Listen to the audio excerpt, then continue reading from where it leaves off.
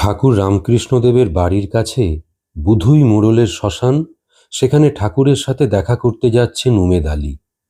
আবার কোকুন্দর শিবের গাজন দেখতে যাবেন ঠাকুর, সেখানেও সাথে এই উমেদ। তেমনিভাবে আশালহরী গ্রামে পীরের মেলা দেখতেও সঙ্গী এই উমেদ আলী। এই উমেদ আলীর কাছে ঠাকুর ঠিক রামকৃষ্ণ রূপে ছিলেন না, ছিলেন গদাই ঠাকুর। উমেদ আলী নিজেই বলছেন, রামকৃষ্ণ ঠাকুরকে আমরা বলতাম গদাই ঠাকুর। সে তো বলবেনই, কারণ ঠাকুর যে তখন গদাই রূপেই কামারপুকুর চষে বেড়াচ্ছেন, আর তার সাথে সাথে ঘুরছেন এই উমেদ আলী। এক কথায় বলতে গেলে উমেদ আলী ছিলেন ঠাকুরের বাল্য বন্ধু। যদিও ঠাকুরের থেকে 5-6 বছরের ছোট ছিলেন এই উমেদ। গড়বেতায় ঠাকুরের সঙ্গে তার প্রথম দেখা হয়। ওখানেই যাতায়াত, ওখানেই থাকতেন তাদের আত্মীয় মুন্সি এনাতুল্লাহ সাহেব। যদিও উমেদ আলীর বসত বাড়ি ছিল গড় মান্দারণের কাছে ব্রাহ্মণ গ্রাম নামক একটি গ্রামে। তবে কামারপুকুরে ঘন ঘন যাতায়াতের সুবাদেই গদাধরের সাথে তার বন্ধুত্ব গড়ে ওঠে। আর সেই বন্ধুত্বের টানেই উমেদ আলী একবার যখন শুনলেন যে গদাই ঠাকুরের মাথা খারাপ হয়ে গেছে, তখন তাকে দেখতে শ্মশান পর্যন্ত চলে গিয়েছিলেন। উমেদ আলী নিজেই সেই দিনটির কথা জানিয়েছেন। বলছেন, গদাই ঠাকুর মেলা যাত্রা গান দেখতে খুব ভালোবাসতেন। তার নিজেরও গানের গলা ছিল খুব ভালো। আমার গান শুনতে খুব ভালোবাসতেন গদাই ঠাকুর। আশ্চর্যের বিষয়, এমন আপন ভোলা মানুষ, অথচ গানের বেলায় সব ঠিকঠাক। তখন গদাই ঠাকুর দক্ষিণেশ্বরে। লোকমুখে শুনলাম গদাই ঠাকুরের মাথা খারাপ হয়ে গেছে। কিছুদিন পর তার দাদা তাকে দক্ষিণেশ্বর থেকে কামারপুকুরে নিয়ে এসেছেন। ছোটবেলার স্যাঙাত, তাই দেখতে গেলাম ওদের বাড়িতে। গিয়ে শুনি তিনি নাকি গেছেন বুধুই মোড়লের শ্মশানে। আমিও সেখানে যাই। গিয়ে দেখি জংলা জায়গায় এক পুকুর পাড়ের অশ্বত্থ গাছের গোড়ায় চুপ করে বসে আছেন গদাই ঠাকুর। আমি কাছে যেতেই গদাই ঠাকুর ছুটে এসে বললেন, আরে আলী যে, এতদিন কোথায় ছিলে? আমি তো আর বাঁচতুমই না, শরীর খুব খারাপ। তা উমেদ, এখনো গান গাও? আমি বললাম, আর গান হয় না। সংসারের চাপে এখন কাপড়ের ব্যবসা করি। বদনগঞ্জ, শ্যামবাজার থেকে কাপড় কিনে কলকাতার খিদিরপুরে নিয়ে যাই। গদাই ঠাকুর বলেছিলেন, গরুর পাইকারি কি ছেড়ে দিলে? আমি বলি, হ্যাঁ ভায়া, ও ব্যবসা আর ভালো লাগলো না, তাই ওটা ছেড়ে দিয়ে কাপড়ের ব্যবসা করছি। কিছুক্ষণ পরে গদাই ঠাকুর একটু অন্যমনস্ক হয়ে বলেছিলেন, আচ্ছা উমেদ, আজ একটা গান শুনতে ইচ্ছে যাচ্ছে তোমার গলায়।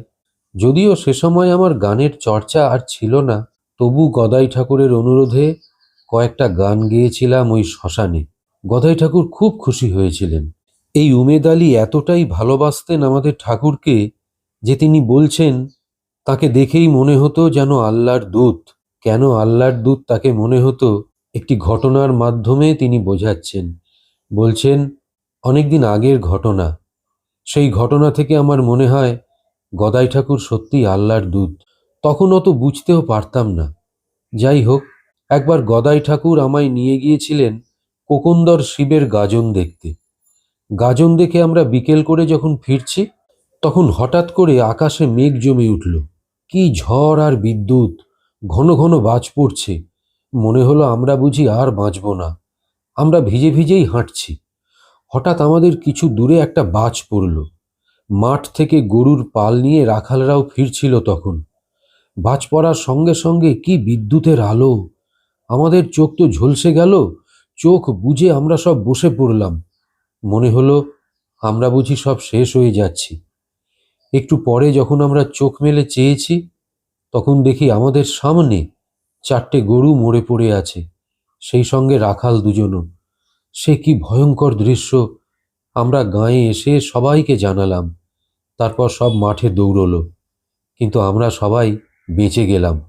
গদাই ঠাকুর বলেছিলেন, ওহে, আরো অনেক কিছু দেখবে, সেই জন্যই এ যাত্রায় বেঁচে গেলে। জানবে এবার নতুন জীবন পেলে। উমেদ আলী বলছেন, গোঁড়া মুসলমান আর টিকিধারী বামুন, এদেরকে গদাই ঠাকুর পাত্তাই দিতেন না। বলতেন ওরা সব ছোট থাকের লোক, কুয়োর ব্যাঙ, ভাবে জগৎটা একটা বড় কুয়োই। জগৎ কার রে বাপ? উমেদ আলী বলে চলেছেন, গদাই ঠাকুরের দিলের মাপ করা কঠিন। এতটুকু সংস্কার দেখিনি তার মধ্যে। মানুষ যে কত উদার হয়, গদাই ঠাকুরকে না দেখলে ভাবতেই পারতাম না। তাকে দেখেই মনে হতো যেন আল্লাহর দূত। মুন্সি সাহেবের কাছে ঘন্টার পর ঘন্টা ধরে তাকে কোরআনের ব্যাখ্যা শুনতে দেখেছি। একবার গদাই ঠাকুর বলেছিলেন, আমার খুব ঈদের নামাজ দেখতে শখ। এই তো সামনে ঈদুজ্জোহা, দেখিস ঠিক মান্দারনের ঈদগাহে ওই দিন হাজির হব। আমি তো ভেবেইছিলাম হয়তো রসিকতা করছেন, কিন্তু সত্য সত্যই ঈদের দিন তিনি ঈদগাহে হাজির হয়েছিলেন। সবাই খুব খুশি হয়েছিল গদাই ঠাকুরকে দেখে। মান্দারনের অনেকের সঙ্গেই তো তার পরিচয় ছিল। তিনি মাঝে মধ্যেই মান্দারনের পীরের আস্তানায় এসে হাজির হতেন, আর ছোট দরগায় যে ফকির সাহেব থাকতেন তার সঙ্গে ঘন্টার পর ঘন্টা ধরে কত কথা বলতেন। তার এই মান্দারনে যাতায়াত নিয়ে কামারপুকুরের সমাজের লোকেরা খুব হইচই করেছিল। গদাই ঠাকুরের দাদাও তাকে একদিন খেতে না দিয়ে ঘরে আটকে রেখেছিলেন। গদাই ঠাকুর পরে আমাদের সে কথা বলেছিলেন। আরও বলেছিলেন, আমাকে একদিন খেতে না দিয়ে কি জব্দ করবে? আমি 10 দিন না খেয়েও একই রকম থাকব। গদাই ঠাকুরের একবার ইচ্ছে হয়েছিল পীরের মেলা দেখার। গোঘাট এলাকার আমডোবা গ্রামের কাছে আশালহরী গ্রামে বড় পীরের মেলা হতো তখন। কত দূরদেশ থেকে ফকির দরবেশরা আসতো ওই মেলায়। গদাই ঠাকুর শুনেছিলেন ওই মেলায় নাকি ফকির দরবেশদের ভিড় লেগে যায়। আমাকে ধরে বসলেন, ওই মেলায় সঙ্গে করে নিয়ে যেতে হবে। যেতেই হয়েছিল তার সঙ্গে। সেখানে গিয়ে হলো আরেক বিপদ। দরবেশদের দলে ভিড়ে গেলেন গদাই ঠাকুর। তারপর দেখি তার দু চোখ বেয়ে পানি গড়িয়ে পড়ছে হু হু করে। পীরের গান হচ্ছিল আর গদাই ঠাকুর তন্ময় হয়ে শুনছিলেন, আর তার ফলেই ওই ঘটনা।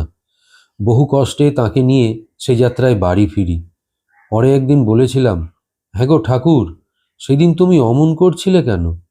উত্তরে গদাই ঠাকুর বলেছিলেন, ফকিরদের গান শুনে মনে হলো আমরা কত ছোট বুদ্ধি নিয়ে থাকি, কত ভেদ বিচার করি। আসলে তো সবই মাটি। শরীর ছেড়ে যখন প্রাণ চলে যাবে তখন কারই বা পুকুর, কারই বা ডাঙা। গদাই ঠাকুর সত্যই পীর। তাকে কেউ বলে হিন্দু সাধক, আমি বলি আল্লাহর দূত। খোদাতাল্লাই তাকে পাঠিয়েছিলেন। এই প্রসঙ্গে আর একটা ঘটনা মনে পড়ছে। মান্দারনের মিয়ারা খুব ধনী ছিল। তাদের সঙ্গে গদাই ঠাকুরেরও খুব দহরম মহরম ছিল। ওই মান্দারনের মিয়াদের ব্যবসা ছিল কলকাতায়। সেখানে তারা গদাই ঠাকুরের সঙ্গে দেখা করতেও যেত দক্ষিণেশ্বরে। একবার তাদের ঘরে ও খড়ের গাদায় আগুন লাগে, সব পুড়ে ছাই হয়ে যায়। তাদের বাড়ির কর্তা স্বপ্নে দেখে যে আল্লাহর দূত বলছেন, তোদের সংসারে অমঙ্গল ঢুকেছে, তোরা পীরের সিন্নি মানত কর, কামার পুকুরের গদাই ঠাকুরকে দিয়ে সিন্নি দেওয়া পীরের তলায়, তাহলেই সব ঠিক হয়ে যাবে। আমি গিয়েছিলাম গদাই ঠাকুরকে আনতে। গদাই ঠাকুর কিন্তু প্রথমে আসতে রাজি হননি। বলেছিলেন, আল্লাহকে ডাকবে তো হিঁদুদের মতো বামুন ধরছ কেন? সোজাসুজি ডাকো না, মাঠ পেরুবে তবে হুমটো মারিয়ে সোজা চলো, কি দরকার ঘুরে যাওয়ার? শেষে তিনি এসেছিলেন, সিন্নি দিয়েছিলেন পীরের দরগায়। অনেকক্ষণ ছিলেন মিয়াদের ঘরে। ধর্মের মর্মকথা এত সহজ ও সুন্দর করে বোঝাতে পারতেন গদাই ঠাকুর যে বড় বড় মৌলবীরাও হার মেনে যাবেন। যেমন ছিল তার বুদ্ধি, তেমনই ছিল তার দিল। এমন বড় একটা মেলে না। তার মুখে প্রায়ই শুনতাম, কুয়োর ব্যাঙ হবি না, হবি আকাশের পাখি, যেমন খুশি উড়বি, যেখানে খুশি যাবি। চালের ছাঁচা নিচু করে রাখলে বর্ষার জল কাটে ভালো, কিন্তু আলো হাওয়া ঢুকবে না। তাই খোড়ো ঘরের চাল যদি একটু উঁচুতে রাখা হয়, তাতে আলোও যেমন ঢুকবে ভালো মতো, হাওয়াও আসবে ফুরফুরিয়ে। আমি তাকে দেখেছি বহুদিন। দেখেছি রাখাল, সাঁওতাল, মজুর, কলু, মুটে, হিন্দু, মুসলমান সবাই ছিল তার আপন। উমেদ আলীর এই আপন